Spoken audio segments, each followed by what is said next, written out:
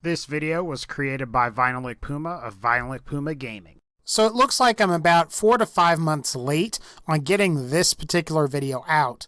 Well, it's finally here. Now today I'm going to be going over what I think are some of the worst legendary effects available to the player in Fallout 4. Now at least one of these was added with the new Far Harbor DLC, and one was so bad that it went unused by the developers at Bethesda. Now I suppose you could make an argument that some of these are good, but compared to some other legendary effects that are available in the game, I would say that you're going to want to avoid these particular legendary weapon effects. Now, without further ado, these will be the top 6 worst legendary and unique weapon effects in Fallout 4, starting with number 6. The Incendiary Effect. The problem with the Incendiary Effect on weapons is that it doesn't scale with certain perks at all. For example, freezing scales with either Gunslinger, Heavy Guns, Rifleman, or the Commando perk, depending on the weapon, as does the Plasma-Infused legendary weapon effect.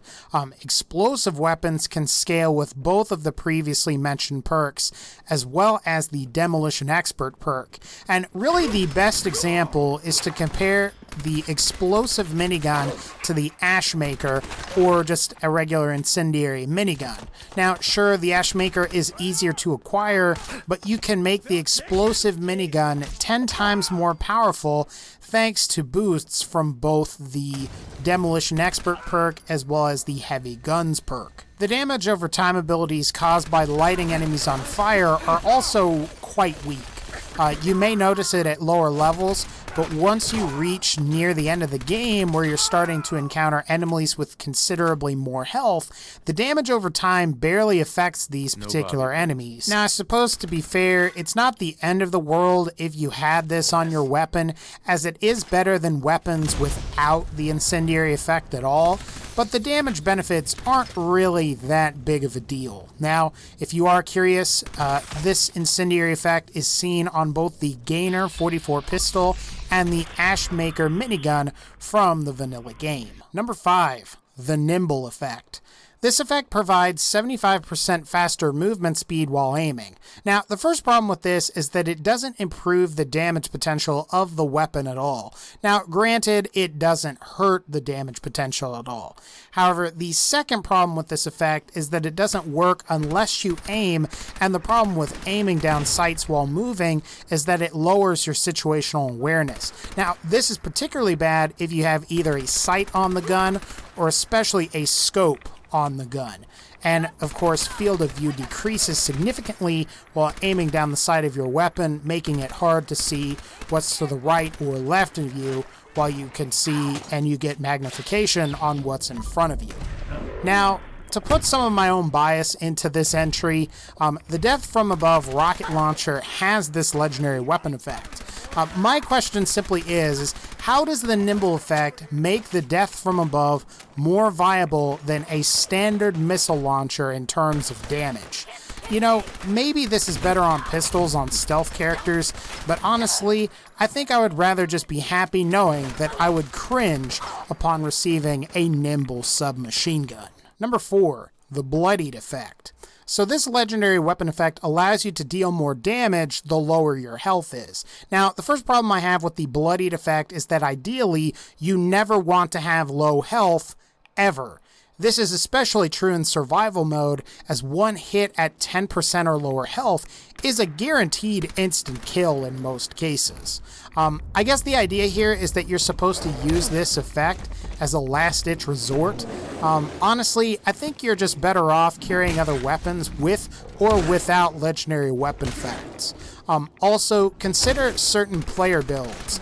Snipers and stealth characters deal the maximum amount of damage and are safest when they have close to full health. Plus, if you're a stealth or sniper character, you're at a significant distance, the idea being that you're not getting hit in order to take advantage, I guess, of the Bloodied effect. I don't know, guys. If you ask me, just avoid the Bloodied effect. And I guess, though, if you are curious, you can get the Survivor's special laser weapon from Paladin Brandis, depending on how you decide to resolve the Lost Patrol side quest mission for the Brotherhood of Steel in Fallout 4's vanilla game. Number 3, the Junkie effect. This effect becomes obsolete once you've invested in the Party Boy or Girl perks and the Chem Resistant perks. Another thing that's worth mentioning is that you have to be addicted to 11 different things in order to get the most benefit out of this legendary weapon effect. Now, assuming you were addicted to just Buff Out, Fury, Psycho, Jet, and Med-X, you're taking a serious hit to your character's carry weight, as well as you're losing a decent amount of maximum health and action points. Now, to be more precise, this is a constant -4 debuff to your strength stat, a -2 debuff to endurance and agility, and a -1 debuff to perception, not to mention the -20 debuff to your overall damage resistance stats. I suppose you could use this early on, however, it'll be worthless to you later on, especially once you've acquired some of those endurance and those charisma perks that I mentioned earlier. There are no unique weapons that contain this effect, so you'll need to get lucky or unlucky to acquire a weapon with this legendary weapon effect, depending on your point of view. Number 2, the Resolute effect. So this effect was recently added with the new Far Harbor DLC that just came out for Fallout 4.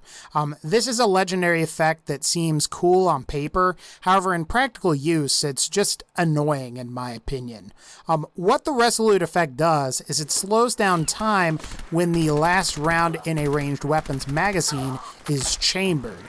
Typically, at least in my opinion, when you want the effects of Jet, you want to be able to shoot more than just one shot with time slowed down. This is because you want to take advantage of the slightly higher fire rate and lower recoil abilities that Jet or slow down time gives you. I think Bethesda intended this to be used on like a sniper rifle type weapon, which is the only real weapon type that I see the Resolute effect being viable for.